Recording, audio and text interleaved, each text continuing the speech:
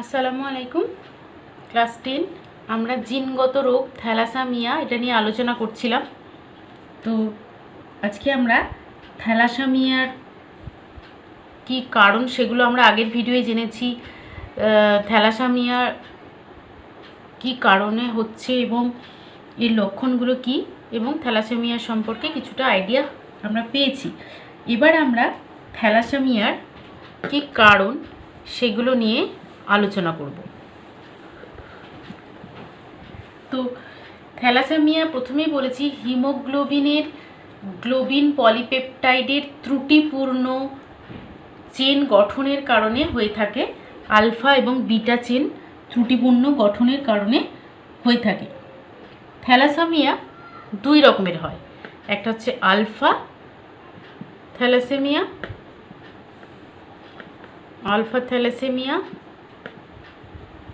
আর একটা হচ্ছে কি বিটা থ্যালাসেমিয়া। দু ধরনের থ্যালাসেমিয়া হয়। এবার এই আলফা থ্যালাসেমিয়া কেন হয় প্রথমে আমরা এটা নিয়ে আলোচনা করব। তো দেখো, আলফা থ্যালাসেমিয়া বললাম যে হিমোগ্লোবিন গঠনের জন্য যে আলফা পলিপেপটাইড চেন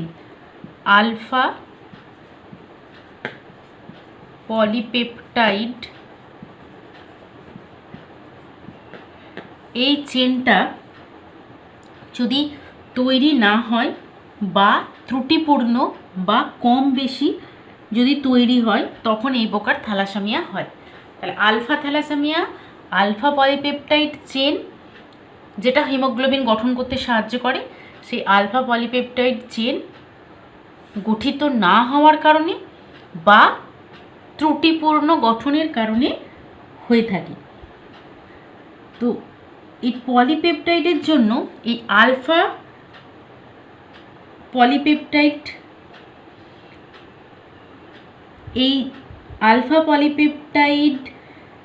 তৈরির জন্য 16 নম্বর ক্রোমোজোমে, মানুষের দেহের যে 16 নম্বর ক্রোমোজোম আছে সেই 16 নম্বর ক্রোমোজোমে কি হয়, দুটি আলফা গ্লোবিন জিন থাকে। তাহলে 16 নম্বর ক্রোমোজোম মানে আমাদের ধরো যদি এটা 16 নম্বর ক্রোমোজোম ধরি, কারণ এগুলো হোমোলোগাস ক্রোমোজোম, এটা 16 নম্বর ক্রোমোজোম।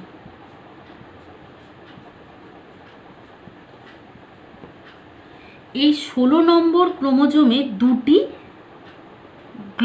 গ্লোবিন জিন থাকে, আলফা গ্লোবিন জিন থাকে।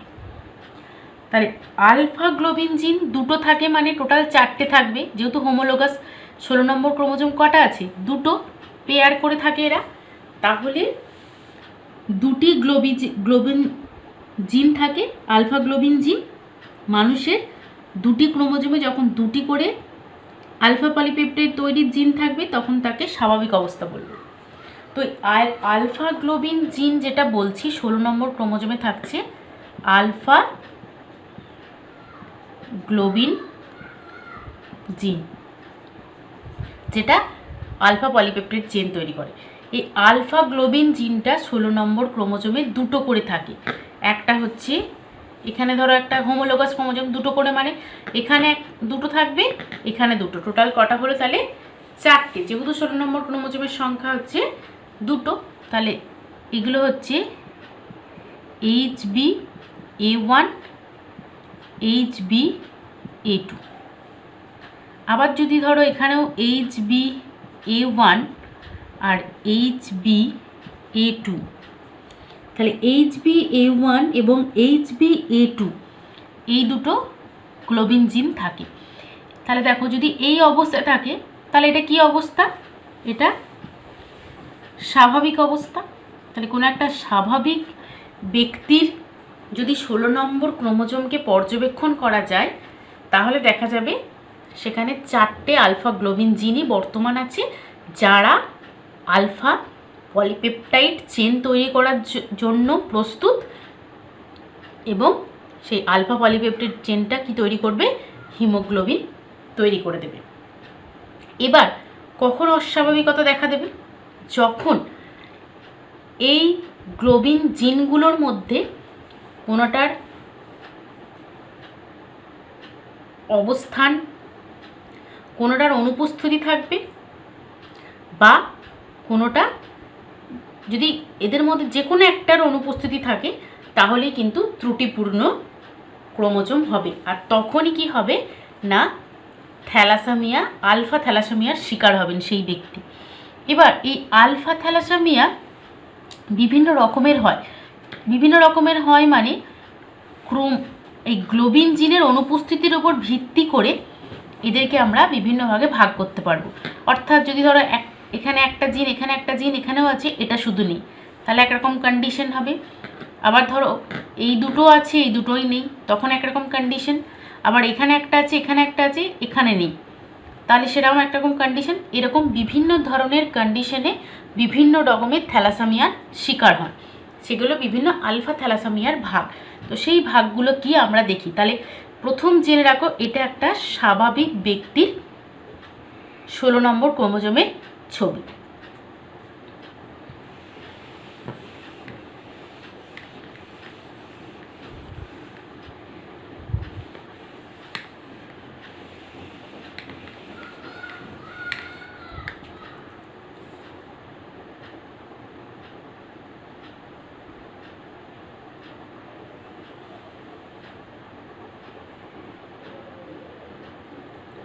তাহলে আমরা কি দেখব না, প্রথম থেকে যদি দেখি তাহলে বিভিন্ন 16 নম্বর ক্রোমোজোমগুলো আমরা এখানে আঁকছি। তাহলে প্রথম HbA1, এটা হচ্ছে HbA2, এখানেও ধরো আছে HbA1, এখানেও আছে HbA2। তাহলে এটা আমরা বলতে পারি স্বাভাবিক জিন, হলো স্বাভাবিক 16 নম্বর ক্রোমোজোম।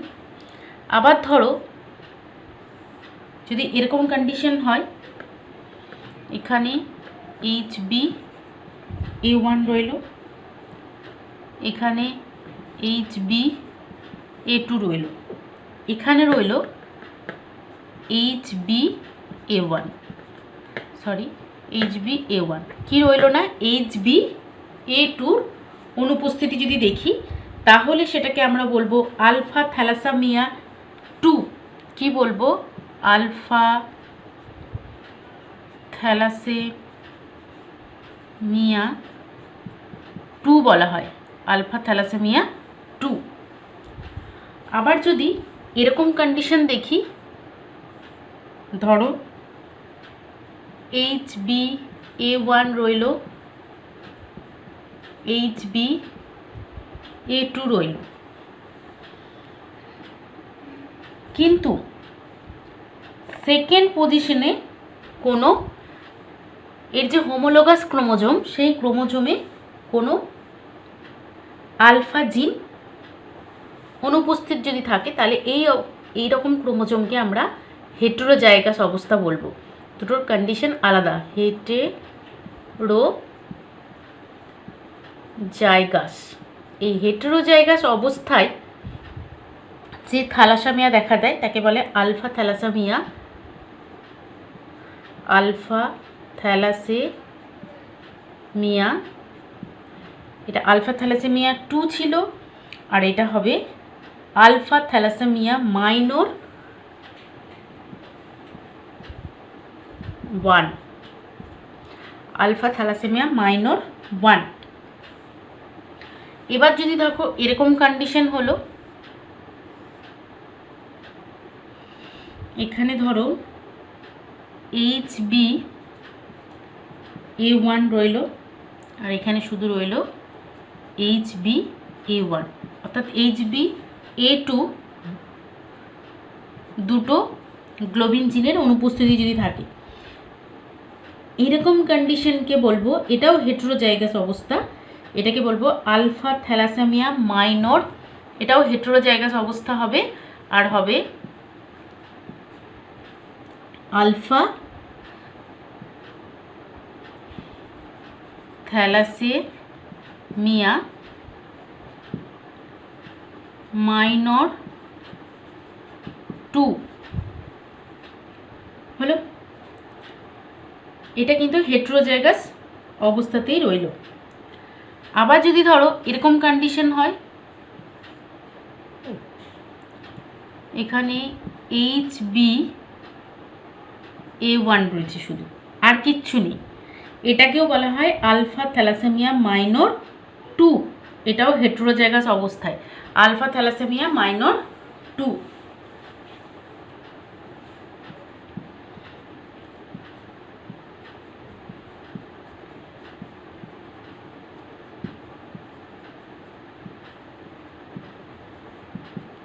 এটা alpha thalassaemia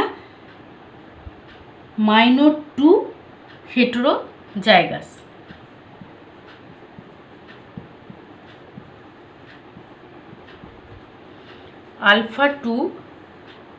alpha thalassaemia minor 2 heterozygous হলো। আবার যদি এরকম কন্ডিশন হয় যে 16 নম্বর ক্রোমোজোমে একটাতেও কোনো আলফা গ্লোবিন জিন হলো না, তখন হবে আলফা থ্যালাসেমিয়া মেজর। এটাই কিন্তু মারাত্মক থ্যালাসেমিয়া, বা এটার আরেকটা নাম আছে hydrops fetalis. Hydrops fetalis. Hydrops fetalis কি দেখো, এগুলো বিভিন্ন গ্লোবিন জিনের অবস্থান অনুযায়ী আমি থ্যালাসেমিয়াগুলো বললাম। তাহলে আলফা গ্লোবিন জিনের অনুপস্থিতির কারণে যে থ্যালাসেমিয়া হচ্ছে সেটাকে হচ্ছে আলফা থ্যালাসেমিয়া।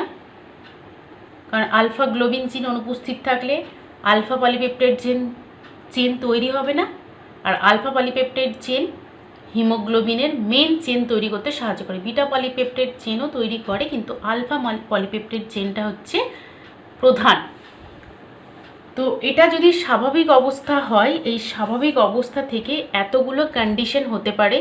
এটা এক ধরনের অবস্থা, এটা এক ধরনের অবস্থা, এটা এক ধরনের অবস্থা, এইটা এক ধরনের অবস্থা, আর এইটা এক ধরনের অবস্থা। এতগুলো কন্ডিশনে আলফা থ্যালাসেমিয়া হতে পারে।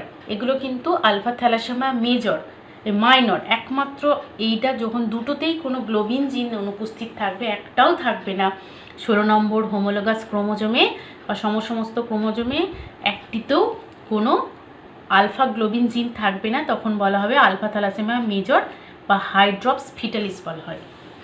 এইরকম যখন কন্ডিশন হয়, তখন ধরো কোনো শিশু যখন মায়ের পেটে থাকে, অর্থাৎ যখন বাচ্চা অবস্থায় থাকে, এরকম যদি কন্ডিশন হয়, সেই বাচ্চার 16 নম্বর ক্রোমোজোম যদি যখন গঠিত হয়, তখন যদি কোনো গ্লোবিন জিন সেখানে উপস্থিত না থাকে, অর্থাৎ সবটা যদি অনুপস্থিত থাকে, তাহলে সেই ধরনের শিশুগুলো ভ্রূণ অবস্থাতেই, মায়ের গর্ভে থাকা অবস্থাতেই মারা যায়, বা মা মৃত বাচ্চা প্রসব করেন। যে বাচ্চাটাকে প্রসব করেন সেটা অলওয়েজ মৃত হয়, গর্ভে থাকা অবস্থাতেই মারা যায়, বা যখন যে সন্তানটাকে জন্ম দেন সেটা মৃত সন্তানের জন্ম দেন। এটাকে বলা হয় হাইড্রপস ফিটালিস। এই ধরনের রোগকে বলা হচ্ছে hydrops fetalis, alpha thalassaemia major. তাহলে আলফা থ্যালাসেমিয়া হওয়ার কারণগুলো কি কি, বা আলফা থ্যালাসেমিয়া কেন হয় সেটা তোমরা আজকে ভালো করে বুঝতে পারলে। যে আলফা থ্যালাসেমিয়ার কারণ হচ্ছে এটা বিটা আলফা গ্লোবিন জিনের অনুপস্থিতির কারণে হয়। মানুষের 16 নম্বর ক্রোমোজোমে এই গ্লোবিন জিন অবস্থান করে, এগুলো সব 16 নম্বর ক্রোমোজোমে অবস্থান করে, এবং 16 নম্বর ক্রোমোজোমে অবস্থিত জিনগুলো যদি অনুপস্থিত থাকে, তাহলে এরকম কন্ডিশনে কি হবে, এগুলো সব ত্রুটিপূর্ণ আলফা গ্লোবিন জিন, এগুলো তো উপস্থিত থাকার কারণে ত্রুটিপূর্ণ আলফা গ্লোবিন জিন তৈরি হবে, যার কারণে হিমোগ্লোবিন সঠিকভাবে গঠিত হবে না। তখন কি হবে না, থ্যালাসেমিয়া শিকার হবে। এটা তাহলে গেল আলফা থ্যালাসেমিয়ার কারণ। এবার আমরা বিটা থ্যালাসেমিয়ার কারণ কি জানব।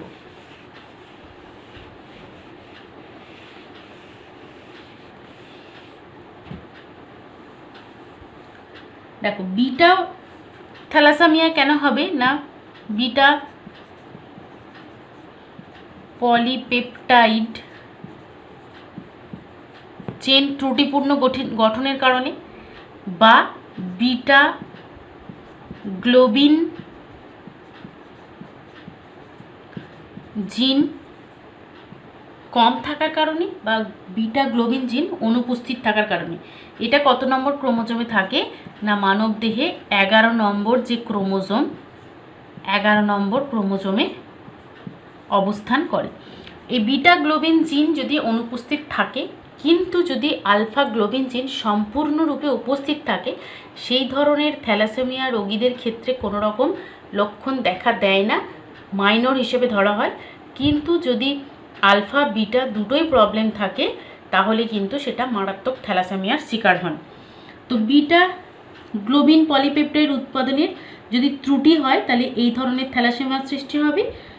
বিটা পলিপেপটাইড সংশ্লেষ উৎপাদন কম হলে রোগীর কী হবে, রক্তাল্পতা দেখা যাবে।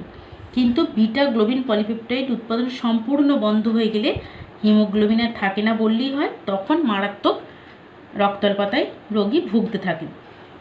তার মানে বিটা গ্লোবিন জিন, এই জিনটা কি করে না, দুটো থাকে। আগেরটা যেমন 4টে বললাম, এটা দুটো থাকে। এই দুটো গ্লোবিন জিন, অর্থাৎ যদি এটা 11 নম্বর ক্রোমোজোম হয়, এখানে একটা বিটা গ্লোবিন জিন, এখানে একটা বিটা গ্লোবিন জিন থাকে। যে কোনো একটার অনুপস্থিতির কারণে বা দুটোর অনুপস্থিতির কারণে কি হয় না, বিটা থ্যালাসেমিয়া হয়ে থাকে। তো 11 নম্বর ক্রোমোজোম জোড়াতে যে বিটা গ্লোবিন জিনের অনুপস্থিতির কারণে বিটা পলিপেপটাইড শৃঙ্খল তৈরি হয় না। যদি গ্লোবিন জিন একেবারেই না থাকে, ধরো যদি এরকম কন্ডিশন হয়, তাহলে সেটা হবে বিটা থ্যালাসেমিয়া মেজর, একটাও গ্লোবিন জিন যদি উপস্থিত না থাকে। আর যদি একটা স্বাভাবিক জিন থাকে, তাহলে কি হবে, একটা যদি থেকে থাকে, তাহলে সেটা বিটা থ্যালাসেমিয়া মাইনর হিসেবে পরিচিত হবে। তাহলে মধ্য কথা বোঝা গেল, যখন পুরোপুরি অনুপস্থিত থাকবে বিটা গ্লোবিন জিন, এটা একটা করে থাকে, এখানে একটা এখানে একটা বিটা গ্লোবিন জিন, তো একটা যদি অনুপস্থিত থাকে যে কোনো একটা, তখন সেটা বিটা থ্যালাসেমিয়া মাইনর। আর যখন দুটো গ্লোবিন জিনই অনুপস্থিত থাকবে, তখন বিটা থ্যালাসেমিয়া মাইনর বলা হয়। এবার এই থ্যালাসেমিয়া কিভাবে বংশগত রোগ সৃষ্টি করতে সক্ষম, সেটা আমরা একটা চেকার বোর্ডের সাহায্যে দেখব।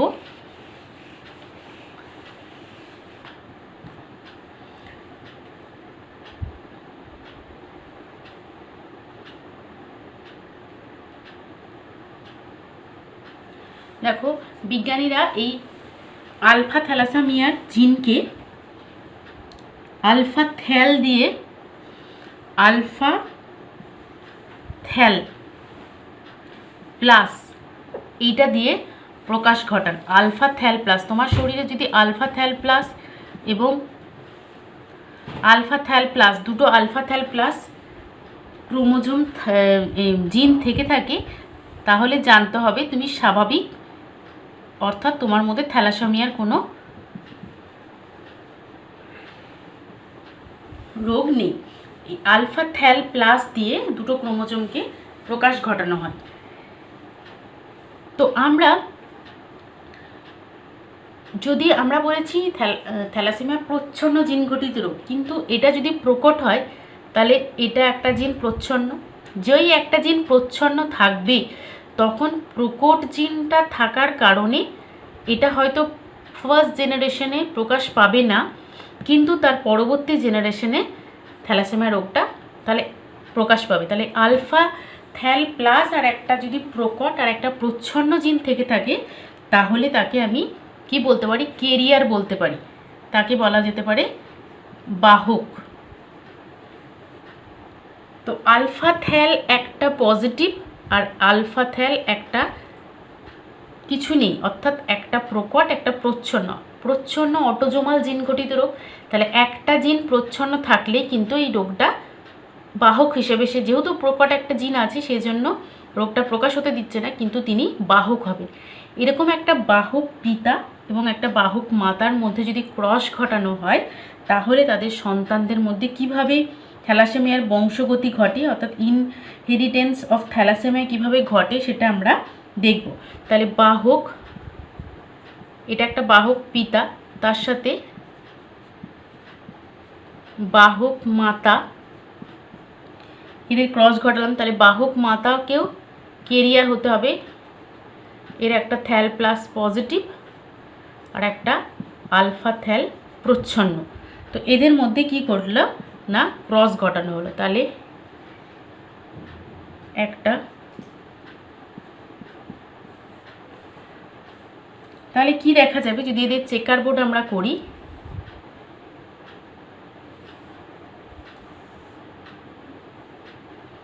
তাহলে কি দেখতে পাবো,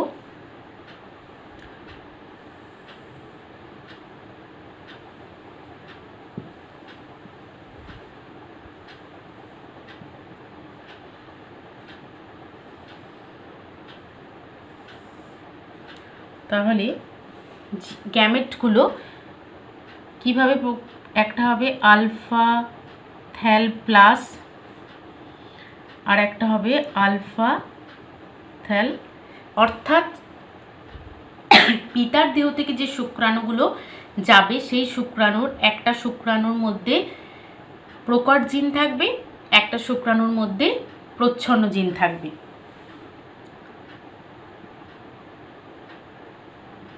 এখানেও তাই আলফা থ্যাল প্লাস হবে আর আলফা থ্যাল প্রচ্ছন্ন হবে। নিয়ে এদের মধ্যে যদি ক্রস ঘটানো হয় তাহলে কি প্রথমটা ক্ষেত্রে আমরা কি দেখব, alpha thal plus by alpha thal plus, অর্থাৎ এটা কি হলো স্বাভাবিক জিন তৈরি হলো, স্বাভাবিক সন্তান জন্মগ্রহণ করলো। এরপরে কি দেখব, alpha thal plus by alpha thal প্রচ্ছন্ন, তার মানে কি এটা বাহক হয়ে গেল। নেক্সট কি দেখব, alpha thal plus by alpha thal প্রচ্ছন্ন, তাহলে এটাও কি হয়ে গেল বাহক হয়ে গেল। নেক্সট কি দেখব, alpha thal by alpha thal, এটা কি হলো আক্রান্ত হয়ে গেল। তাহলে দেখো দুজন স্বাভাবিক, বাহ্যিকভাবে স্বাভাবিক কিন্তু বাহক পিতা বাহক মাতার মধ্যে যদি ক্রস ঘটানো হয় তাহলে আমরা কি দেখব, যে এটা F1 জনু, এটা পি জনু। তাহলে চেকার বোর্ড আমরা যদি লক্ষ্য করি দেখব 25% স্বাভাবিক সন্তান এবং 50% বাহক সন্তান এবং 25% আক্রান্ত শিশুর জন্ম। তার মানে দুজনেই বাহক হলে 25% চান্স থাকছে তাদের সন্তান আক্রান্ত হওয়ার ক্ষেত্রে।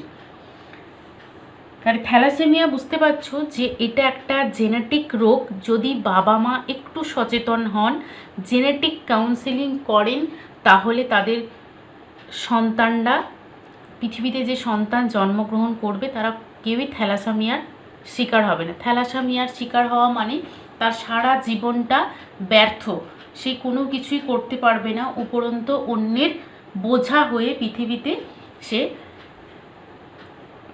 অনেক কষ্ট নিয়ে জন্মায়, কারণ তার কোনো ক্ষমতা থাকে না, তার পিছনে প্রচুর ব্যয় করতে হয় এবং প্রচুর রক্ত তাকে মাসে মাসে দিতে হয়, যার কারণে এত খরচা করার সামর্থ্য বাবা মায়েরও থাকে না। একসময় সেই বাবা মায়েরও তার বাচ্চার প্রতি বিতৃষ্ণা চলে আসে, কিন্তু এটার জন্য দায়ী বাবা মাই। কারণ বাবা মা যদি বিবাহের পূর্বে বা বিবাহের পর সন্তান নেওয়ার পূর্বে যদি তাদের থ্যালাসেমিয়ার টেস্ট করিয়ে নেন, জেনেটিক কাউন্সেলিং করেন, তাহলে দেখা যাবে যে তারা যদি জানতে পারেন যে দুজনেই বাহক, তাহলে কিন্তু তারা এই ধরনের সন্তান জন্মদান থেকে ব্যাহত হবেন। কিংবা যদি একজন বাহক হন সেক্ষেত্রেও কোনো ক্ষতি হবে না। তার মানে এই ধরনের রোগ দূরীকরণের ক্ষেত্রে সব থেকে সচেতন হতে হবে বাবা মাকে। তোমরা আজকে থ্যালাসেমিয়া সম্পর্কে ডিটেলস জানতে পারলে, তাহলে এই পোর্শনটা ভালো করে পড়ে জিনিসগুলো রেডি করে থ্যালাসেমিয়ার লক্ষণ কি, কারণ কি, থ্যালাসেমিয়ার যে বংশগত বিস্তার এগুলো লিখে আমাকে পাঠাবে।